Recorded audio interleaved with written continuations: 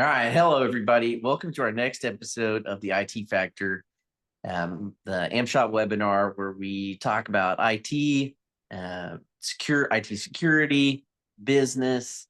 We'll have a range of topics. It's a monthly webinar, and we're really excited. This is our second episode. Today, we're going to talk about the power of outsourced IT. I've got with me Nick Martin, who's a peer and friend. He has a managed IT services company in Philadelphia. Um, and we're going to talk not only about outsourcing your IT, but we're going to talk a little bit about our origin stories, where we came from, and some lessons that we've learned along the way.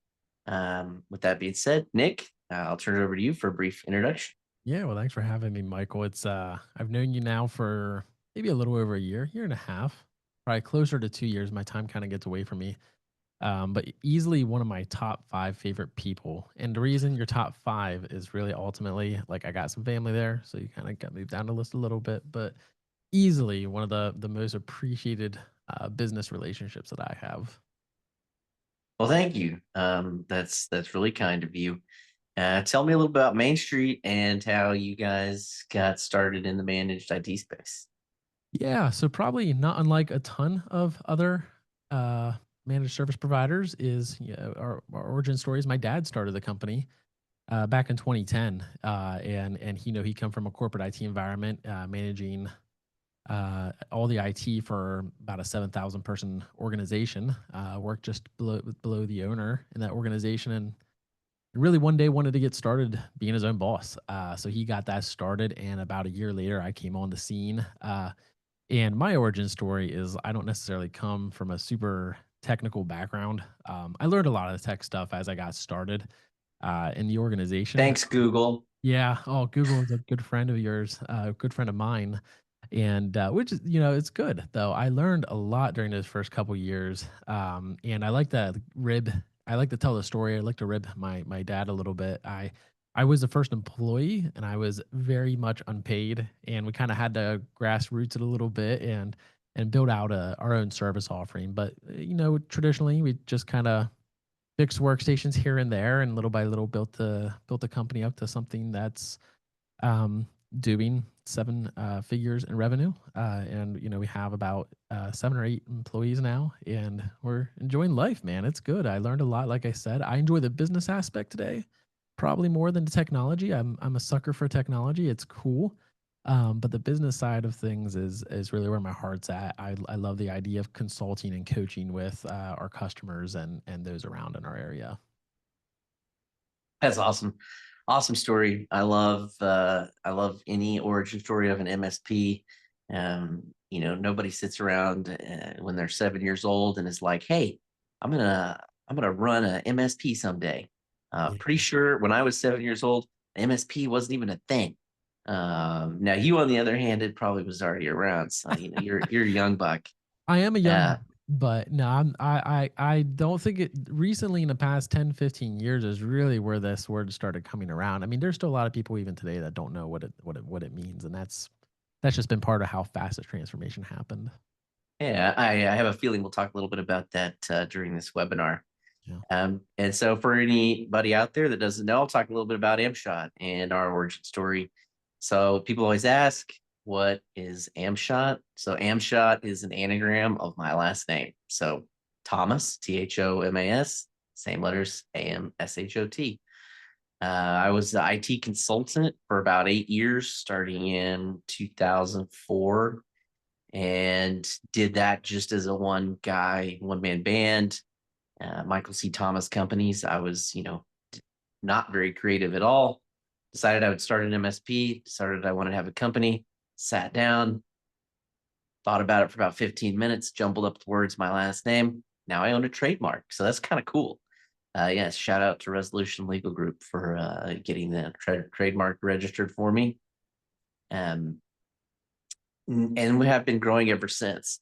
Met you at True Peer, our mutual peer conference, where we learned about the industry. And one of the things that really I take away from it, you too, you're one of my peers and mentors. There's a lot of things that you do that I really admire. And so I'm really grateful to have you around me. But really, what is possible? What's possible in a successful managed IT company or outsourced IT company? And how do you become the best, not in your market, but the best in the world? So we like to talk about it a lot at Amshot, and I know you do at Main Street. What does it mean to be world class? What does it have? What does it mean to have metrics that are in the top 20% in the industry? Not just how did we do last quarter, but how are we doing against the industry and how's that industry changing? Yeah. Okay.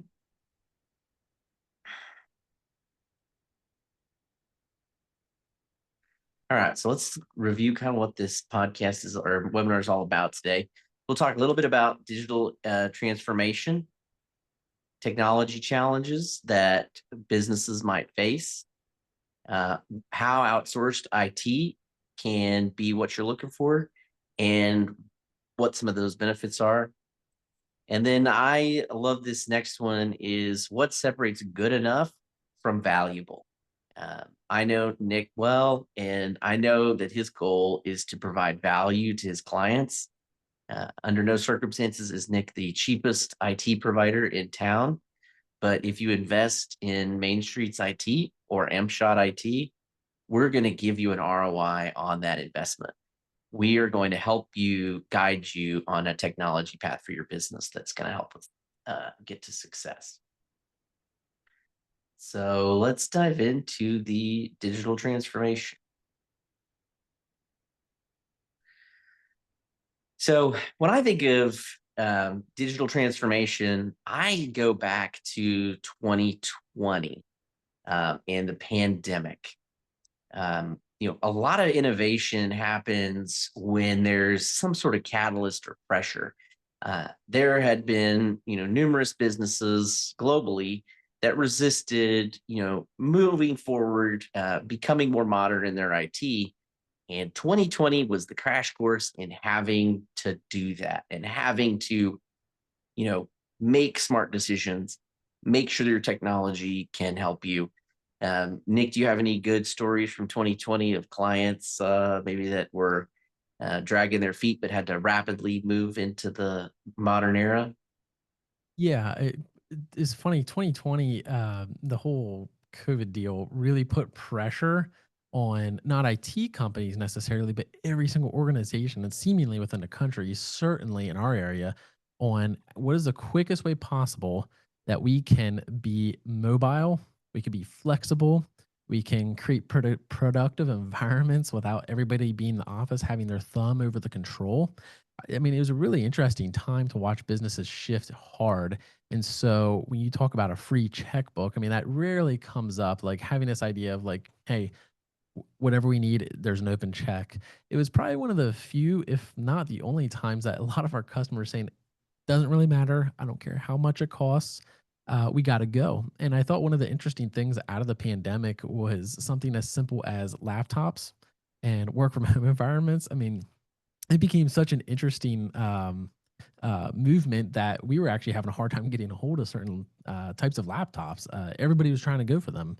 And so now all of a sudden, customers are saying, hey, we need more strategy out of this. And so COVID really propelled that and exaggerated, I think, that market. Like I think some customers or some businesses have kind of maybe regress to old habits, but the ones that are moving and growing have really leaned into that. Especially now, you talk about a transformational mix between COVID forcing businesses' hand. Now, you don't have to get there quite yet, but artificial intelligence. I mean, it is really interesting just the way we've seen people continue that trend and leaning in, saying there's a lot of value here, and we need somebody to help us get there. And so, coming out of COVID, I would say a lot of those relationships we ended up having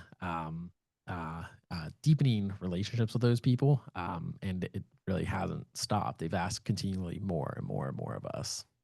Yeah. Yeah, I agree. The 2020, one of my like crystal clear moments was it was the Oklahoma City Thunder playing the Utah Jazz, and a Utah Jazz player had come down with COVID. And basically the next day, the whole world shut down.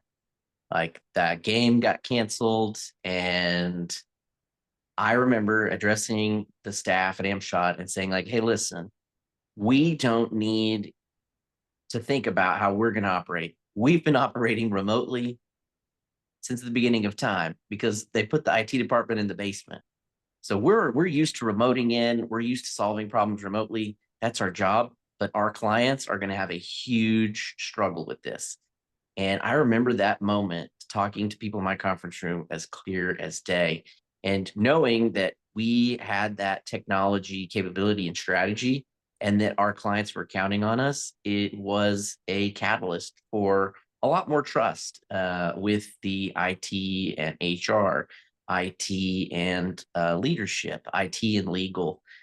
It was great. I couldn't agree with more about AI and robotic process automation. These are the things that companies like Main Street and Amshot, we are going to help our clients into the future and guide them not only with strategy on how to get the most out of it, but how to secure it and how to contain it. And so that's going to be really, really exciting times. So let's talk a little bit about what a business owner may face that we can help with. So not everybody knows uh, what the red flags are that they should look for. Um, yeah, off the top of your head, what do you got, Nick? Yeah, and you're talking about like what are business owners looking for today, if I'm understanding. Yeah. Yeah, yeah. Mhm. So I would say a lot of business owners, about 50% of the ones we work with, don't know what they're looking for, which is a fascinating thing, in my opinion. So, in other words, one of the things we're really hyper focused on now is as we enter into these organizations, and they're like, it's a competitive market. It's a really hard market to get into today, no matter what industry you're in, because of the way technology has developed, the way AI is developing, the way robotic processing and automations are developing. And so we're actually end up doing a lot of consulting for these organizations. That has become really beneficial to us, becoming more than just an IT provider. It's more about coaching them, helping them understand, hey, you have metrics as an organization, as an industry. There are certain things we're going to help you get to those metrics that'll help you understand how your organization runs and functions efficiently. But it is very interesting. We're finding a lot of organizations today that have just kind of, in other words, their business has always done well, but because of the competitive nature due to artificial intelligence and technology, it's hyper competitive. And so now we have a lot of more people asking, uh, what do I do here? I think going back to COVID just for a brief second, there was a time period where you have certain customers that maybe are resistant, right? Like, I don't know if this is worthwhile. I don't know if I want to spend this money. It provided an opportunity for people really to have an open ear because they weren't sure what the next step was. When a lot of Yeah. ways, what I'm hearing is a lot of business owners aren't quite sure what they should be doing in their own organization, and so helping them flesh out their own metrics. I think something that not a lot of people are talking about that plays a big factor in is business intelligence. Is again this idea of collecting metrics and getting it in front of business owners and business leaders and helping them make decisions is probably one of the bigger things I've actually been asked about lately. And one of the things, as we have these metric conversations, they're saying, well, can you turn this into actual dashboards for us to make decisions? Ultimately, once they can make really good decisions, then they can start automating, whether that's through AI or robotics, whatever that might be. If they're manufacturing, Yeah. regardless, so it kind of all starts with the data. What's the data telling them, and are they actually, in their own right, a world class organization in their industry? And I Yeah. think what you're seeing is a hyper competitive market. At least that's on our conversations with business owners that's been taking place. Yeah. And you do work with lots of manufacturing, which is, huge Oh yeah.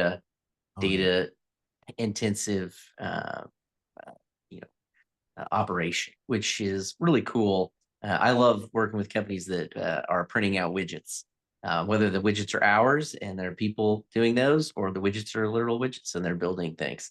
One thing I think that a business owner looking to get into outsourced IT, one of the red flags that I see that is really, really frustrating is if that business owner or business leader is worried about the simple pieces of a successful IT operation. Are they worried about what kind of endpoint protection are you using? Are they worried about what type of tools or what kind of services are you going to provide as a good outsourced IT company? If a business leader is thinking along those lines, they are going to have IT challenges with their outsourced IT provider. And those challenges are going to be frequent IT problems, costly infrastructure and support, and limited scalability, because the conversations that they're having with their outsourced provider are really granular decisions that are super tactical. And a good relationship is what you were just talking about. When you're talking about what are the results? How are we going to deliver value? How is the IT department going to not be a cost center? And unsuccessful IT outsourcing relationships talk just about the costs that go into it and never focus on those business results and those business outcomes. And so, to me and to you, this is what we want, and this is our goal when we're working with potential clients and existing clients, to shift that gear and go from the tactical, the nitty gritty of IT operations. That's our job, to do really well, to be world class in that, so that we can have those conversations. So Mhm. I really like this slide. It has a lot of value to me. Yeah, and one of the things I would even add on there is a lot. What I see is a lot of organizations. As they grow, which is good, right? We want organizations to grow. We love a healthy economy. I see a lot of organizations that want to hire for expertise rather than outsource that expertise. And what I really want to say is what we should see is organizations flip that. So in other words, if they're as they're growing, they might want to hire a more like lesser paid tactical person and continue to outsource leadership and direction and the outcomes. It usually rarely succeeds when organizations go and hire that really expensive person to lead the organization, but really don't have anybody to fulfill it. And you're asking your outsource to fulfill that tactical. It rarely works that way. It rarely works well that way, I should say. But when organizations, as they grow, fulfilling some smaller end tasks, right? Like as an outsourced provider, we do those tactical tasks and they're great. But to be honest, like without the leadership and direction and outcomes fixed, it rarely goes well. And so a lot of times I see people making mistakes as to they're hiring too many experts way out ahead of time. I think of accountants. I think of CPA firms. As an organization grows, you don't want to hire a CFO right out of the gate. You don't want to hire somebody with a huge expertise to be in the organization internally.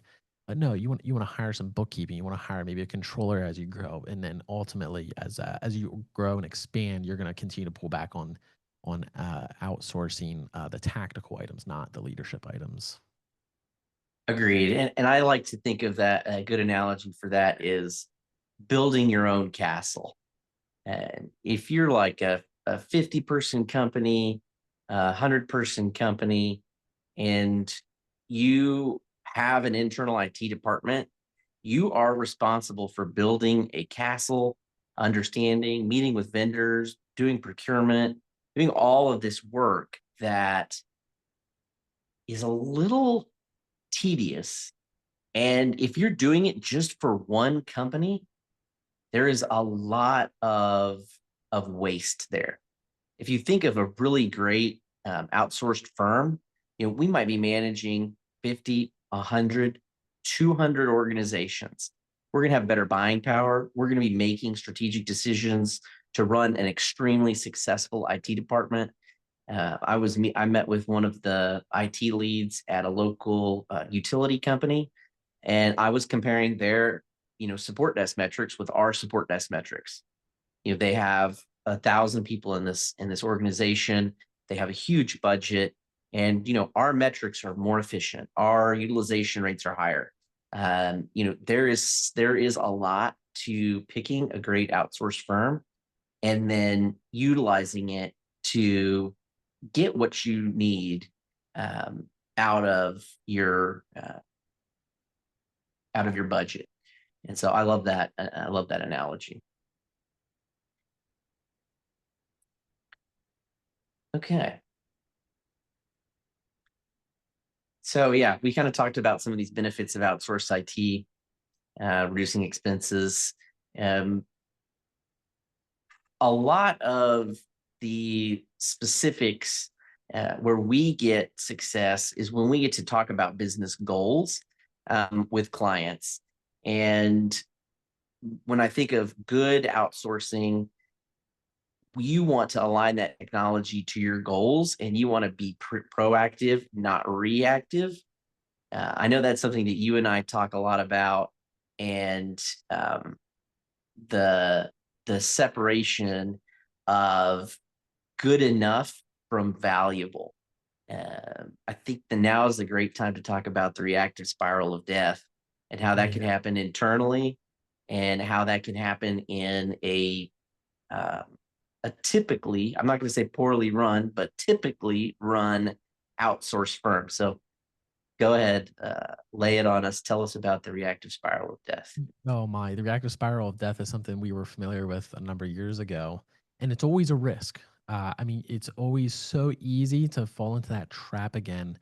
And I think the word you used just a moment ago is the word proactive, and I think a lot of the market today talks about proactive.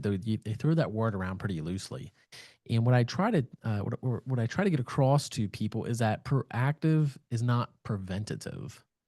There's a lot of providers today that have preventative measures in. They talk about updating. They talk about making sure that all these antivirus and all these EDR and SIM and SOC, whatever acronym in the world, are trying to protect and be preventative. But ultimately, proactive work, meaning there's somebody to actually work, not on reactive work or preventative maintenance, but like who's looking out for your business. When you talk about business outcomes, they will never be achieved by making sure that the backups are, still functioning. A very important Still got to do it, so gotta do but it. Yeah, exactly.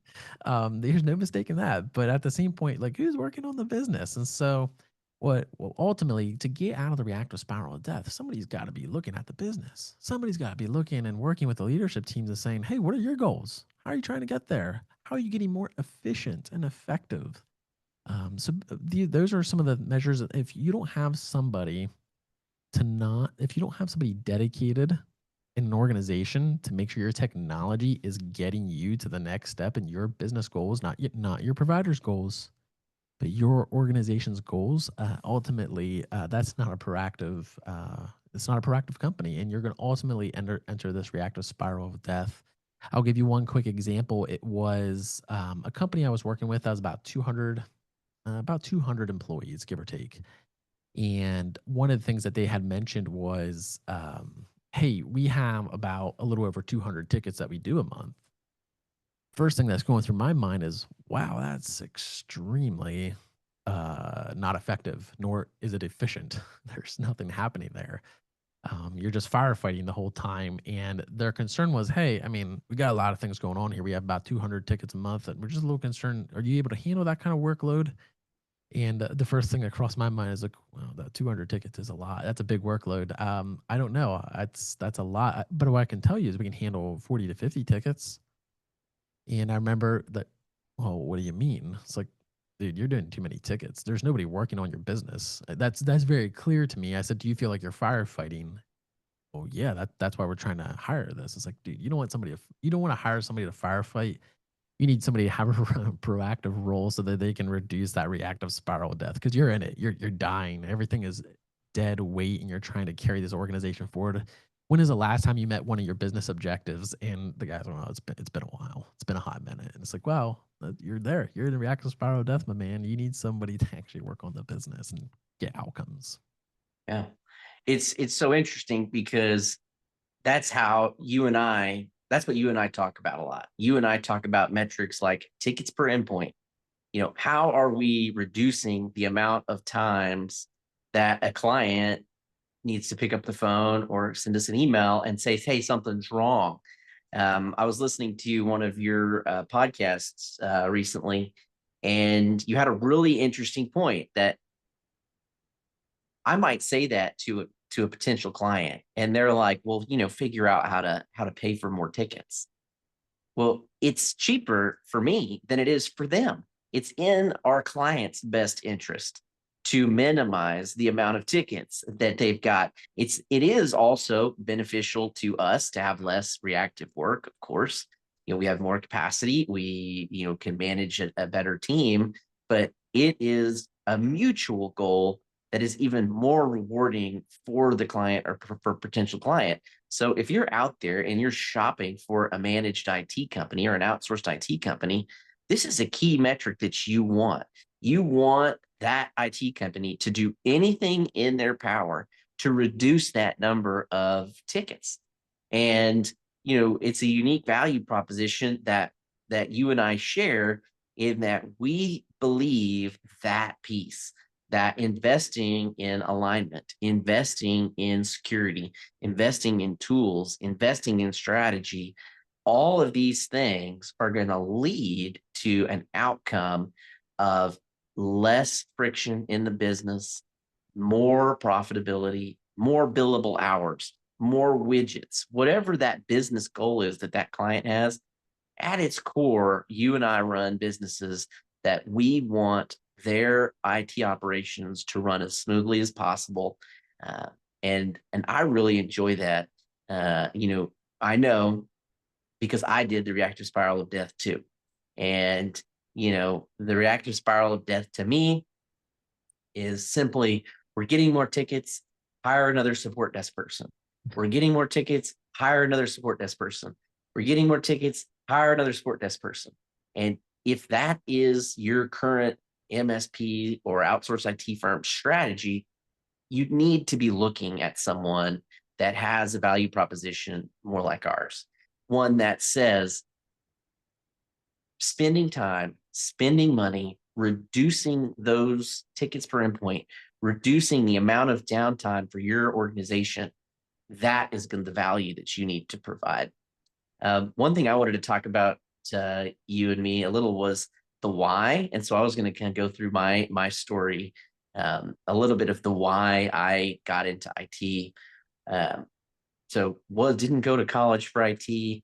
I have some certificates. I'm a Mac guy, so I have an Apple computer, and in the MSP space, that's pretty rare. But the time when I was getting into IT, 2006, 2010, the way to avoid the reactive spiral of death, there was no term for that yet, but the way IT departments did it, or IT consultants did it, was they would set up a network, they would roll out computers, and they would turn off the updates, and they would turn off everything, and they would just leave it alone in the hopes that they would not get any phone calls. And I just walked into this industry and was like, well, this can't be good. This can't be right. I know that these things need updates. I was always kind of a nerdy guy. Like, I always had cool laptops and phones and gadgets. And I knew that if you got the new updates, you got the new features, you got the security.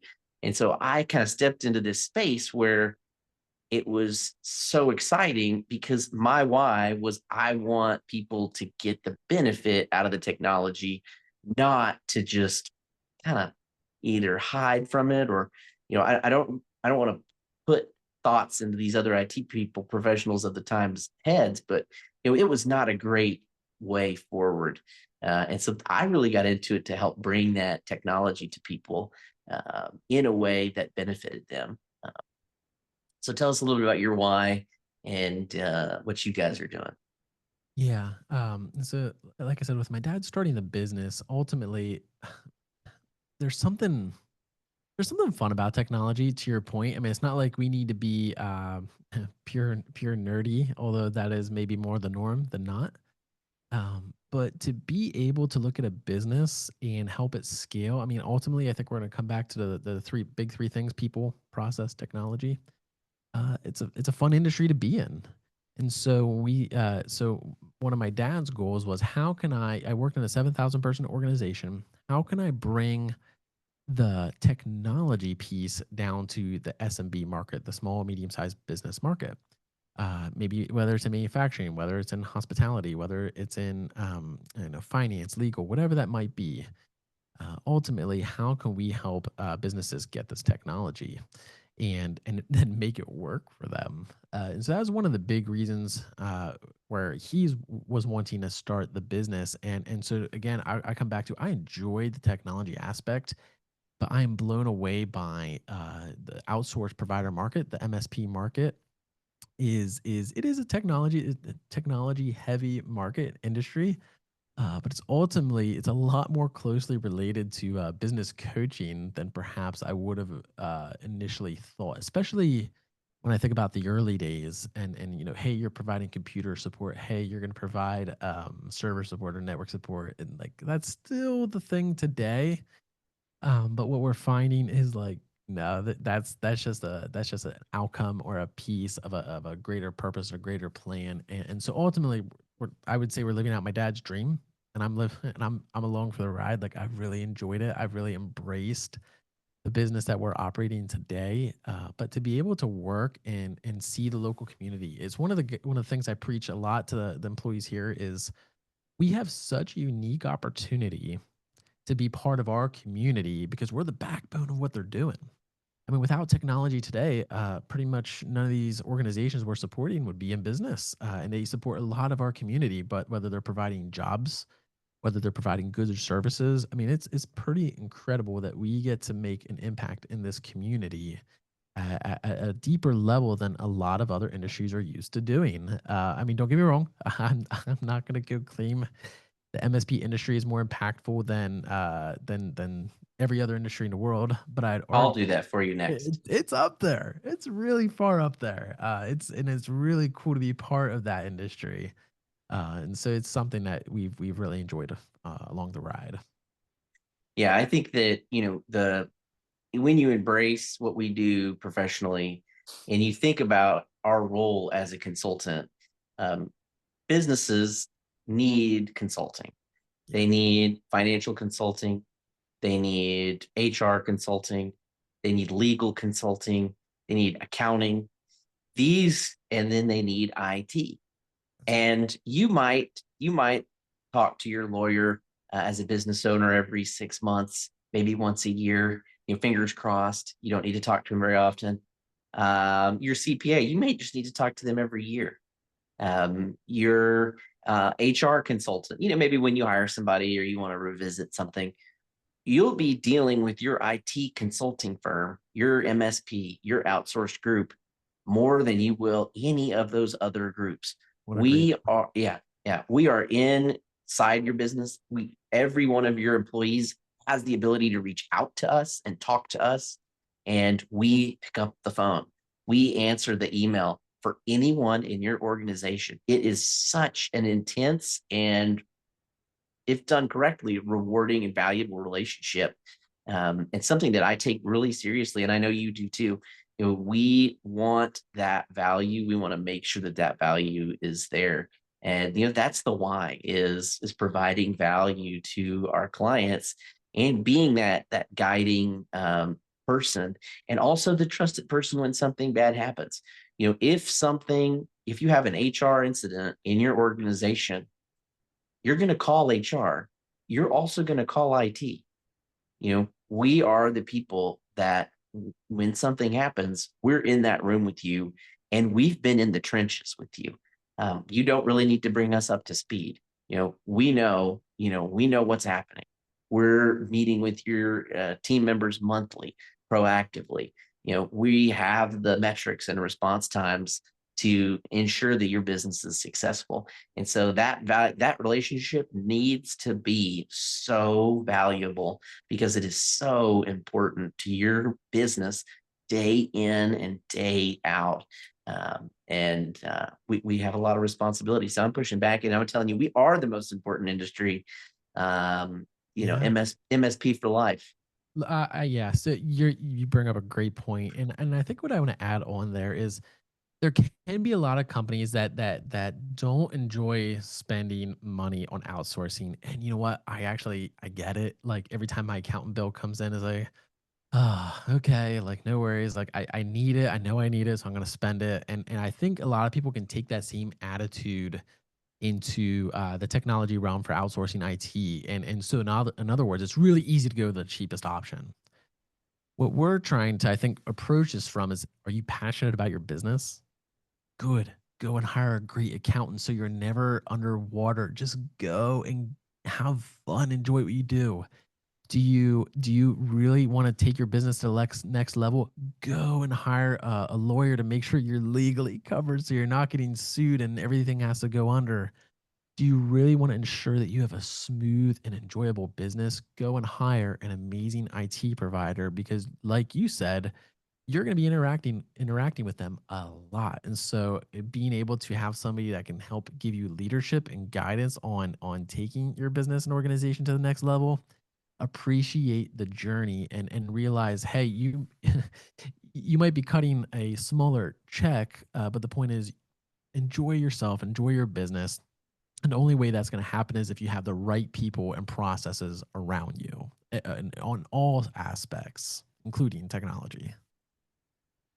Well, that was an awesome conversation, Nick. I really appreciate you joining me. I'm going to go ahead and put our information up here for anybody that needs it. So, like I said, you're in the Philadelphia area. And so there's your email address. And of course, there's mine, michael@amshot.com. Um, I really enjoyed talking to you today. This was a lot of fun. I am, excited to share this kind of journey of marketing and sharing uh, what we do, how we do it, and our passion. I know that you've been doing it a little longer than me, so thanks for coming in and holding my hand while we did today's webinar. And speaking of that, our next webinar is May 29th at 12 o'clock. What will we be talking about next month, Janelle? Next month, our topic is going to be cloud security. Yeah, so SaaS security. And then also Janelle has put up some links to an infographic and a checklist on how to select a good outsourced IT firm. Thank you very much, Janelle. Janelle's our in-house marketing wizard, WordPress admin extraordinaire, and a good friend of mine. Any last words, Nick? No, just appreciate the time and can't wait to see you again and see where you take this. Yeah, thanks, man. Bye, everybody.